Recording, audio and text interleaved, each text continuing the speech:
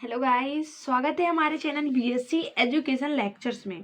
तो आज हम लेकर आए हैं आप लोग के लिए बीएससी थर्ड ईयर भौतिक विज्ञान प्रश्न पत्र यानी कि फिजिक्स का पेपर फर्स्ट के इम्पोर्टेंट क्वेश्चन आप लोग के लिए यहाँ बता रहे हैं। क्योंकि अब देखो पेपर जल्दी ही आने वाले हैं, इसलिए हमने सोचा कि पहले आप लोग के लिए इम्पोर्टेंट क्वेश्चन करवा दें पूरे, मतलब बता दें आप लोग के लिए। क्योंकि मतलब मैथ तो हमारे हो गई, मैथ तो थोड़ी बहुत क्वेश्चन आंसर हो चुके हैं सॉल्व, लेकिन मैथ के बाद और भी अन्य सब्जेक्ट है जिसको आप लोग को अच्छे से पढ़ाई करनी है। ठीक है, तो वीडियो शुरू करने से पहले हमारे चैनल को सब्सक्राइब करें एंड वीडियोस पसंद आए तो लाइक शेयर एंड कमेंट ज़रूर करिएगा। और हमने इम्पॉर्टेंट क्वेश्चन की एक प्लेलिस्ट बनाई है, तो आप लोग प्लेलिस्ट में जाकर सभी सब्जेक्ट के इम्पॉर्टेंट क्वेश्चन देख सकते हो बीएससी थर्ड ईयर की। ठीक है, तो चलते हैं अपन प्रश्न क्रमांक 1 यानी यूनिट फर्स्ट पर चलते हैं। यूनिट फर्स्ट के प्रश्न क्रमांक 1 पर चलते हैं। दीर्घ उत्तरीय प्रश्न है जो कि 5 नंबर में पूछे जाएंगे। हर यूनिट से एक 2 नंबर का, एक 5 नंबर का क्वेश्चन पूछा जाता है, तो आप लोग को पूरी यूनिट कंप्लीट करनी है। ठीक है, 5 यूनिट में से क्वेश्चन आंसर याद करने हैं। तो प्रश्न क्रमांक 1 है, ठीक है, तो जिसको भी प्रश्न क्रमांक 1 है अपना, प्रकाश विद्युत प्रभाव क्या है? प्रकाश विद्युत प्रभाव के प्रायोगिक निष्कर्ष लिखिए। इसे समझाने में चिरसम्मत सिद्धांत क्यों असफल रहा? प्लांक के क्वांटम सिद्धांत द्वारा आइंस्टीन ने इसे किस प्रकार समझाया? ठीक है, तो आप लोग को ये क्वेश्चन याद करना है। अब ये नहीं हम कहते कि पूरा पूरा याद करो, जितना जितना आप लोग के लिए ठीक लगे उतना उतना याद करो। ठीक है, ये जरूरी नहीं कि आप पूरे लिखो, लेकिन आप लोग को पूरे क्वेश्चन अटेंड करके आना है। अब चलते हैं प्रश्न क्रमांक 2 पर। प्रश्न क्रमांक 2 है, कृष्ण पिंड वर्णक्रम से क्या तात्पर्य है? प्लांक ने अपने सिद्धांत द्वारा इसे किस प्रकार समझाया? अथवा इस दूसरे प्रकार से भी पूछा जा सकता है क्वेश्चन, जैसे कृष्ण पिंड वर्णक्रम को समझाने में चिरसम्मत सिद्धांत क्यों असफल रहा? प्लांक के क्वांटम सिद्धांत द्वारा इसकी व्याख्या किस प्रकार की गई? ठीक है, अब चलते हैं अगले क्वेश्चन पर। ये अपना प्रश्न क्रमांक 3, कॉम्पिटेंट प्रभाव क्या? ये इंपॉर्टेंट, ये आप लोग को बहुत ही अच्छे तरीके से याद होना चाहिए। ठीक है, ये आ सकता है। कॉम्पिटेंट प्रभाव क्या है? सिद्ध कीजिए कि फाई कोण पर प्रकीर्णन के लिए कॉम्पिटेंट हटाव del lambda is equal to H upon m0c 1 minus cos phi होता है, जहाँ प्रतीकों के सामान्य अर्थ हैं। ठीक है, ये इंपॉर्टेंट क्वेश्चन है, आप लोग को जरूर याद होना चाहिए। और छांट छांट के आप लोग को याद करना है, ये नहीं कि पूरा पूरा याद करना है। देखो अभी हमारी मैथ की वीडियो कंप्लीट नहीं हुई, जब मैथ की वीडियो कंप्लीट हो जाएंगी उसके बाद हम फिजिक्स लेकर आएंगे। ठीक है, फिजिक्स के पूरे क्वेश्चन सॉल्व करवाएंगे वहाँ पे, और इम्पोर्टेंट क्वेश्चन अच्छे नोट्स बनाएंगे उसके। ठीक है, प्रश्न क्रमांक 5, ठीक है, अनापेक्षकीय मुक्त कण की व्याख्या डी ब्रोगली समीकरण को स्थापित कीजिए। ये भी इंपॉर्टेंट क्वेश्चन है। प्रश्न क्रमांक 6, समूह वेग क्या है? समूह वेग की सहायता से डी ब्रोगली संबंध का निगमन कीजिए। ठीक है, तो ये आप लोग का 2 नंबर में भी पूछा जा सकता है, और एक और क्वेश्चन होगा जो समूह वेग तथा कलावेग के बारे में होगा, तो वो ज़्यादा इंपॉर्टेंट क्वेश्चन है, तो वो हम अगला जो प्रश्न बताएंगे वो समूहवेग और कलावेग पर निर्भर है। तो आप लोग को ये समूहवेग अच्छे से याद करना है। ठीक है, ये इंपॉर्टेंट है।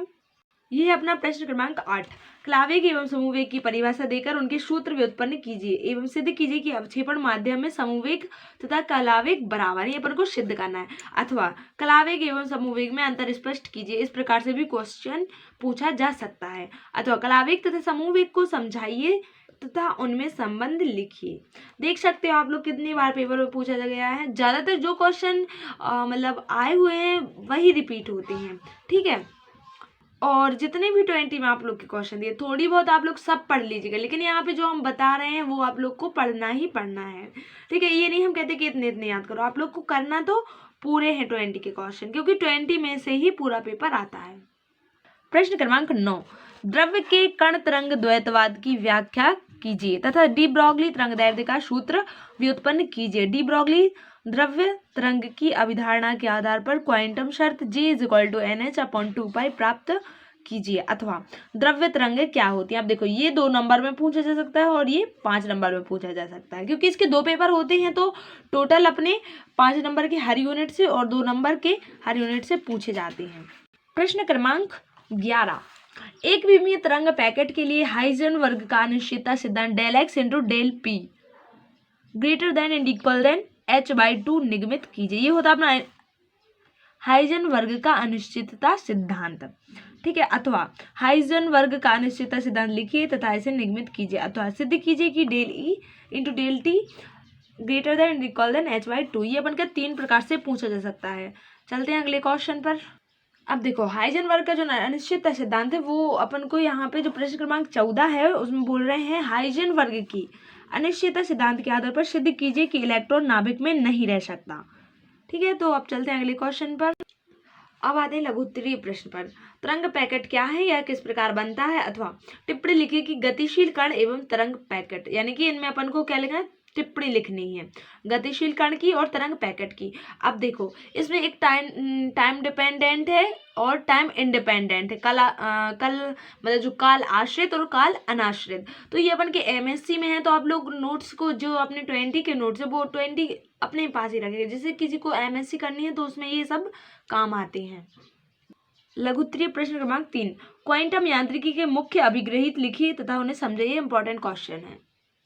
अब देखो प्रश्न क्रमांक 5 जो है इसमें पूछा गया है किसी भौतिक चर के संभावित या प्रत्याशित मान से क्या तात्पर्य, स्थिति वेक्टर r, संवेग p तथा ऊर्जा E के संभावित मान ज्ञात कीजिए, अथवा गतिक चर के प्रत्याशी मान से क्या अभिप्राय है, आप प्रसामान्यीकृत तरंग फलन से संबद्ध चर के प्रत्याशी मान हेतु व्यंजक लिखिए, अथवा प्रत्याशी मानों का भौतिक अर्थ क्या है, संवेग तथा ऊर्जा के प्रत्याशी मानों को ज्ञात कीजिए। प्रत्याशी मान ये 2 नंबर में भी पूछा जा सकता है और 5 नंबर में भी। ठीक है, प्रत्याशी मान के आधार पर ये क्वेश्चन है अपना, तो आप लोग समझ कर लीजिएगा। ठीक है, अब चलते हैं अगले क्वेश्चन पर।